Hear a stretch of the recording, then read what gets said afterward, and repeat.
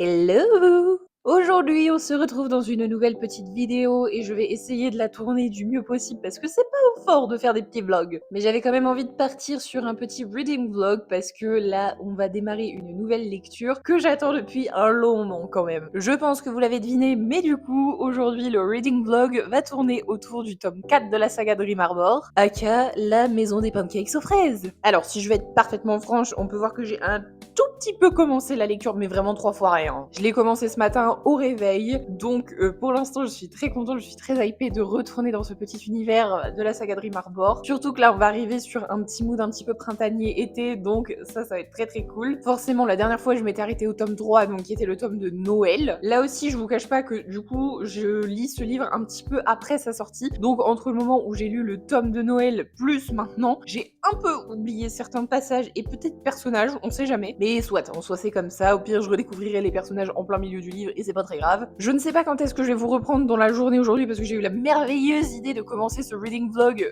quand je suis un peu occupée aujourd'hui. Donc à défaut, je pense qu'on se retrouvera quand même soit en fin d'après-midi, début de soirée. Aujourd'hui, je vais peut-être pas lire énormément, mais sinon après on se retrouvera dans les jours suivants pour découvrir au fur et à mesure le livre. Ce que je vais essayer de faire aussi, c'est évidemment d'essayer d'éviter les spoils. Si vraiment je dois vous spoiler quelque chose parce que j'ai vraiment très envie d'en parler, je mettrai un petit avertissement quelque part, mais normalement je vois pas pourquoi je ferais ça. Donc let's go pour la lecture de ce petit livre.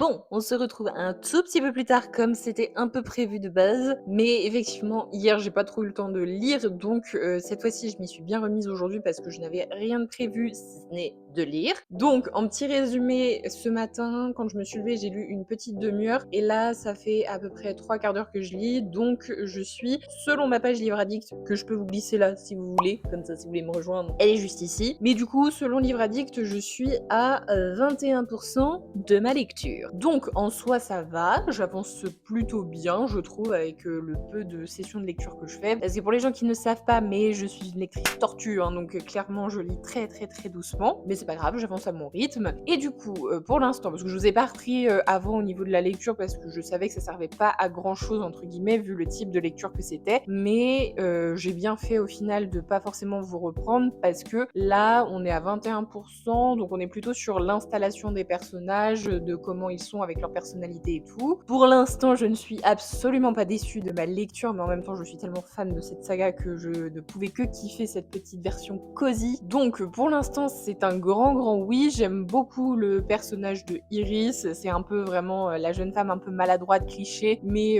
qu'on aime tous et toutes. Je pense que dans la suite de l'histoire, clairement, elle va avoir une belle personnalité assez pétillante et sympathique. Donc, j'ai très hâte de la découvrir encore plus. Au niveau de Archer, bon, on est vraiment sur le monsieur un peu grumpy, on va pas se mentir, mais on sent qu'il y a la petite carapace qui va céder au bout d'un moment. Genre vraiment, ça ne saurait tarder. Je suis pas la plus fan de la trope Grumpy Sunshine, mais on sait jamais. Parce que normalement, si je dis pas de bêtises, le tome 1 aussi, il y avait un peu cette trope de Grumpy Sunshine et le mec était un peu relou sur les bords au début. Genre vraiment, il râlait vraiment pour pas grand chose. Mais là, ça va. Je trouve qu'il est un peu grumpy, mais il est assez attendrissant quand même. Je pense aussi que c'est le fait qu'il y a la petite Olive, du coup la fille de Archer, qui joue un peu dedans, parce que forcément il y a le côté un peu attendrissant des enfants que moi j'aime beaucoup et que je trouve beaucoup trop cute. Je pense que ça aide un peu au personnage un peu grumpy de Archer, mais je sens que ça peut bien se dérouler, donc à voir sur la suite si j'aime beaucoup ou que ça commence à être un peu relou au niveau du décalage des deux personnages. Donc on se retrouve, je sais pas quand, dans la journée ou même plus tard s'il le faut, pour lire la suite de ce tome 4.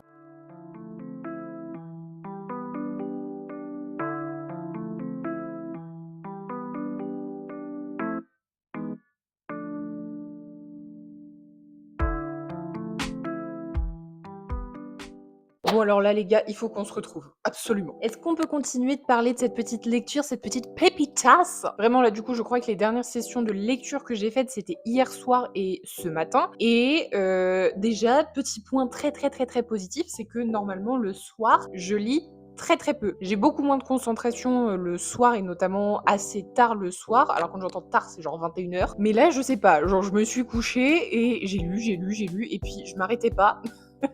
Alors, on s'entend, hein, parce que comme je le disais, je suis pas non plus une lectrice très rapide, mais d'habitude, ce genre de livre, je tiens 1 ou 2 chapitres et puis après, bon, bah, j'arrête parce que je suis contente de ce que j'ai lu et puis c'est tout, quoi. Mais là, je pense que j'ai dû en lire 3 ou 4, un truc comme ça, donc j'étais plutôt contente. Ce qui fait que d'ailleurs, à l'heure actuelle, je suis à 35 de ma lecture, donc ça avance plutôt bien et j'ai relu ce matin aussi une petite demi-heure. Donc faisons un petit débrief de cette partie-là. Alors déjà, je trouve que les personnages sont bien plus implantés. Là, pour le coup, on commence vraiment à bien voir, la personnalité de chaque personne et commençons par monsieur Archer. Alors oui, clairement, c'est vraiment le petit grognon de service, mais clairement, ça se voit et ça se ressent que c'est juste quelqu'un qui râle, mais en même temps, on dirait vraiment la caricature d'un gros nounours qui a juste besoin d'un peu d'amour et de tendresse, et même lui, il le dit un petit peu dans son discours. Et là, en plus, du coup, dans le livre, je trouve qu'il se rend de plus en plus compte que tout va pas être aussi simple qu'il ne l'imaginait, parce qu'au début, on voyait bien que vraiment c'était non, mais je vais faire ça, et puis ça, et puis ça, et puis bon, bah voilà, hein, ça va se faire comme ça, et puis dans 6 mois, ce sera fini. Et puis au final, il se rend quand même un petit peu compte que c'est pas aussi comme il l'a envie, et que bah, il y a un peu plus de nuances à prendre en compte, que notamment il y a un enfant de 5 ans quand même dans la liste, et que ça va pas être aussi facile. Mais du coup, je l'apprécie de plus en plus. Vraiment, ce petit personnage de Archer, je l'aime beaucoup, beaucoup. Si on prend ensuite le personnage de Olive, elle est beaucoup trop chou. Genre vraiment, trop chou. Moi, je l'aime trop. Elle est adorable, genre vraiment, avec Iris, elle est trop chou dans ses réactions, vraiment, j'adore. On sent qu'elle fait de son mieux, parce que forcément, vu la situation de cet enfant, bah, c'est compliqué de réagir autrement. Donc, je trouve que les réactions sont plutôt cohérentes par rapport à Archer, notamment. Mais on sent que ça va se débloquer un petit peu de plus en plus, et franchement, j'ai hâte de voir la suite. Iris, fidèle à elle-même, je trouve que c'est un personnage très rayonnant, très solaire, qu'on apprécie beaucoup, qui est super attachante, et qui est d'une bienveillance, je trouve, avec Olive, qui fait de son mieux, mais en même temps, le peu qu'elle fait, entre guillemets, bah, je trouve que c'est trop chou, et c'est trop bien amené, genre vraiment, on sent bien que elle a pas l'habitude d'être avec les enfants, mais en même temps, elle veut donner son maximum pour que Olive, elle soit dans les meilleures conditions, et que même Archer, justement, puisse retrouver un lien avec sa fille, quoi. Et si vraiment, il faut qu'on parle de ça aussi, parce que, forcément, c'est un livre un petit peu spicy, pour l'instant, c'est pas le terme que j'emploierais, mais il y a des petites scènes de tension et tout, entre Archer et Iris, j'adore. Genre, c'est assez subtil, je trouve, c'est vraiment pas le plus explicite du monde, pour l'instant, c'est vraiment des jeux de regard, de la tension qui se crée entre les deux, mais c'est de la belle tension, genre c'est vraiment un truc qu'on aime bien, et je pense que le jour où ça va flancher, parce que j'imagine que ça va flancher à un moment ou un autre, ça va être pépite. Bref, pour l'instant, je suis absolument conquise de cette lecture. Oui, on marque pas, j'ai 10 fois trop grand, mais bon, vous m'en tiendrez pas rigueur. Et franchement, je pense que j'avance bien dans ma petite lecture, j'ai très hâte de retourner lire cet après-midi pour découvrir la suite, et je pense que nous, on se retrouvera à peu près aux 50% de la lecture, j'imagine.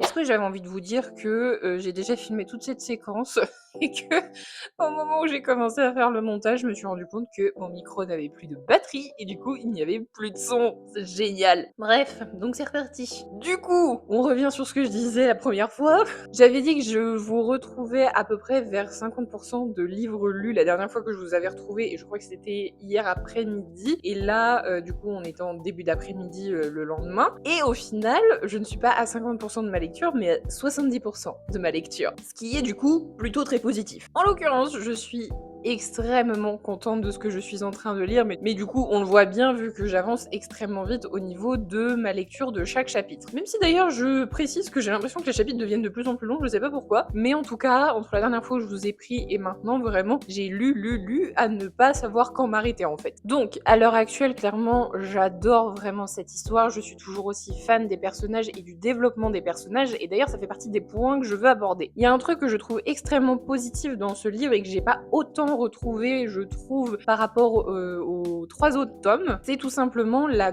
cohérence de développement de la personnalité des personnages au fur et à mesure de l'histoire. Alors, vous allez me dire que dans les autres tomes, peut-être que le sujet abordé était pas pareil, mais était peut-être sûrement plus léger aussi, mais du coup, je trouve qu'ici, et notamment pour le personnage de Archer, on a une personnalité qui se développe en cohérence avec les événements qui se passent. C'est-à-dire que tout n'est pas linéaire dans la vie de Archer, il n'y a pas que du je commence de très très bas pour finir très très haut, mais on a vraiment ces espèces de montagnes russes qui peuvent arriver dans la vraie vie tout simplement, et qui d'un coup il y a un petit pic de positif et au final on redescend 2 étages en dessous juste après pour au final remonter 6 étages au-dessus. Et dans ce petit schéma de montagne russe, en fait, je trouve que la personnalité de chaque personnage se développe en cohérence avec les événements. Ce qui du coup est d'autant plus agréable à lire. Franchement, c'est là que on voit que c'est des petits détails qui font le tout d'une histoire, mais forcément quand la personnalité d'un personnage suit bien son cours et est plutôt logique et cohérente, bah en fait t'as envie de savoir la suite, d'être encore plus attaché à eux, parce que vraiment Archer, Iris et Olive, c'est des personnages qui sont beaucoup trop attachants, mais du coup c'est un point que j'apprécie beaucoup beaucoup. Au niveau de Archer, vraiment on sent que c'est la personnalité mais vraiment attachante au possible. D'ailleurs, ce que j'aimerais aussi souligner sur le personnage de Archer, c'est sa façon de penser par rapport à sa relation avec Iris. Alors quand je parle de relation, c'est relation en général et l'évolution de ce qu'il aimerait voir venir avec elle justement. Mais du coup après je sais pas si c'est moi, mais en fait j'ai l'impression, et j'ai pas l'habitude de lire ce genre de choses, peut-être que c'est assez fréquent, mais le point de vue de Archer, je le trouve un peu différent d'habitude, dans le sens où on a l'impression que dans la logique des choses, dans ce genre de livre, on va partir d'un point A à un point B, super dur à dire.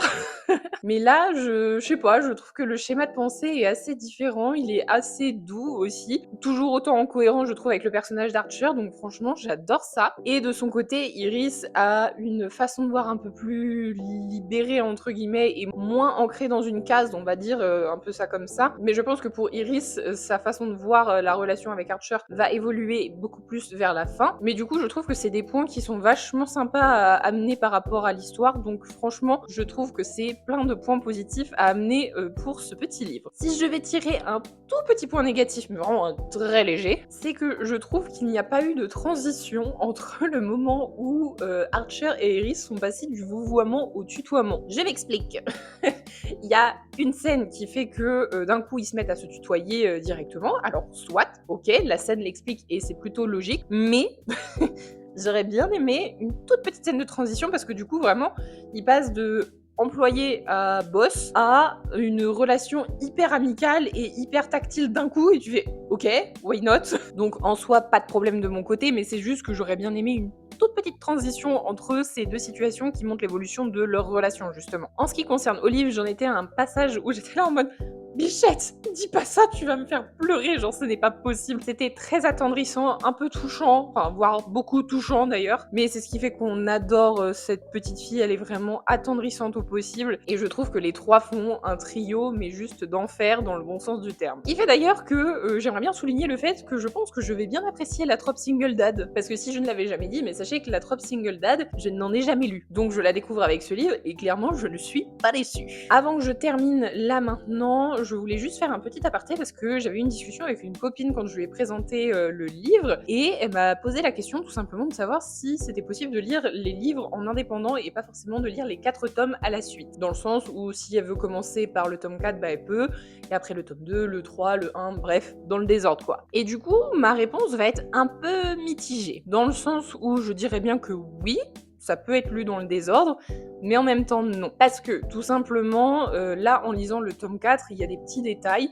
Alors ça fait pas toute l'histoire, mais c'est des petits détails qui font que l'histoire est complète et qu'on la comprend dans son intégralité et que les détails encore plus cosy et mignons, on les a tout de suite. Parce que là en soi, si vous commencez par le tome 4, pour l'instant j'en suis à 70% du coup, et clairement vous pouvez le lire sans trop vous faire spoil entre gros guillemets, ou du moins vous vous ferez spoil mais des trucs tellement obvious que en fait c'est pas très grave. Mais pour comprendre certains détails, vraiment c'est du détail, hein. C'est pour aller dans la subtilité, comprendre certains détails des personnages annexes. Je ne vous conseille pas forcément de les lire dans le désordre, mais sachez que si vous le faites, c'est pas grave. Genre, vraiment, c'est pas grave. Vous comprendrez l'histoire du tome 4 si vous commencez par le tome 4 en premier. Vous la comprendrez du début à la fin sans aucun souci. C'est juste pour les petites subtilités que là, vous aurez peut-être pas si vous ne les lisez pas dans l'ordre. Donc, dans l'absolu, si vous voulez vraiment tout avoir dans les petites nuances, lisez cette saga dans l'ordre. Et sinon, vous pouvez vous lancer dans tous les tomes dans le désordre. Clairement, c'est pas très grave. Donc voilà, c'était mon petit update du livre à 70% de livres lus. Et je pense clairement que là, on se retrouvera la prochaine fois pour la conclusion de la vidéo et de la lecture de ce livre, parce que vu comment je l'avance vite, clairement, on va pas se retrouver 40 000 fois. Bref, pour vous, on se retrouve dans quelques secondes, et puis pour moi, dans quelques temps. Pardonnez-moi pour la luminosité de cette conclusion qui est absolument affreuse, mais c'est-à-dire que là, j'ai déjà dû relever un peu les volets pour faire cette conclusion de vidéo, parce qu'il fait atrocement chaud, mais je peux pas faire plus, sinon je vais mourir. Donc là, effectivement, la luminosité est affreuse, mais là, il faudra faire avec. Bref, allons conclure cette petite vidéo. Bon, en soi, la conclusion va être assez rapide, hein, parce que ça va absolument résumer tout ce que j'ai dit depuis le début. J'adore ce livre, genre vraiment, j'ai adoré ma lecture du début à la fin. Il y avait que des points positifs à lire ça. C'est vraiment, si vous recherchez une petite lecture toute cosy, toute mignonne, foncez, mais foncez. Mais déjà sur la saga complète, foncez, mais sur ce tome-là, n'hésitez pas. Je tiens quand même à le préciser, mais il faut vraiment avoir en tête, parce que je sais que c'était des reproches qui étaient beaucoup faits à ce livre et à la saga en général, de s'ennuyer un petit peu. Alors soit il se passe pas grand chose, hein, clairement, c'est vraiment de la cosy romance pure et dure, donc les événements ne sont pas non plus transcendants, mais ça peut être par exemple une bonne alternative, je trouve, quand on a lu un gros livre bien lourd et soit dur psychologiquement ou juste avec une histoire hyper intense, de transitionner avec ce genre de livre. Moi je trouve ça mais juste magnifique. Donc pour le coup, vous l'avez bien compris, je ne suis absolument pas déçue. J'ai hâte d'être en octobre. Oui, octobre. Attendez, je vais vérifier. Je vais pas réussir à vous montrer, mais en gros, sur la dernière page, il y a marqué la date de parution, enfin la date, le mois de parution de la traduction du tome suivant, et c'est en octobre 2026. Donc comment vous dire que j'ai déjà hâte d'être en octobre 2026 pour avoir le tome 5. Même si je vous le cache pas qu'en octobre 2026, il y aura un petit baby en plus, donc peut-être que j'aurai pas le temps, mais dès que je peux, j'irai le prendre. Donc en tout cas, pour moi, c'est survalidé, que ce soit au niveau de l'histoire, du traitement des personnages. J'ai beaucoup apprécié la fin. Je m'attendais pas à cette fin. En vrai, elle aurait pu être prévisible, j'avoue. J'ai pas cherché plus à comprendre. Mais quand j'ai vu la petite fin, j'ai fait oh, c'est trop mignon. Bref, les personnages sont beaucoup trop choux, du plus principal au plus externe. Moi, j'adore cette histoire, j'adore ces personnages, donc c'est une recommandation fois 1000. En tout cas, j'espère que ce petit reading vlog vous a plu. N'hésitez pas à me le faire savoir en commentaire si vous en voulez d'autres pour qu'on découvre ensemble d'autres petits livres. Nous, on se retrouve dans une prochaine vidéo, je ne sais pas quand, parce que là, la semaine prochaine, c'est-à-dire qu'on est à un stade de canicule. Chez nous, ça va être une catastrophe, donc je sais pas si je vais avoir le temps de filmer une vidéo sans mourir de chaud. Mais en tout cas, on se retrouve au plus vite pour une prochaine vidéo. Je vous fais plein de gros bisous. Ciao!